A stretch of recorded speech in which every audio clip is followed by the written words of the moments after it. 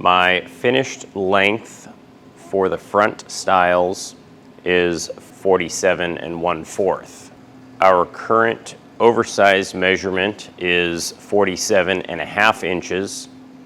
And now that we have cleaned up the edges of this board, we can bring this down to our finished measurement of 47 1/4.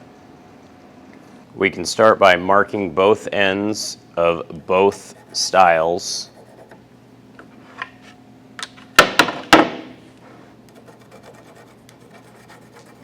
Our first cut on the miter saw will be to take off as little as possible just to square up the end. We then want to measure our board and mark it at 47 1/4. A stop block will ensure these are cut to the same measurement. We can then cut both of our pieces, making sure that we are cutting off the marked end.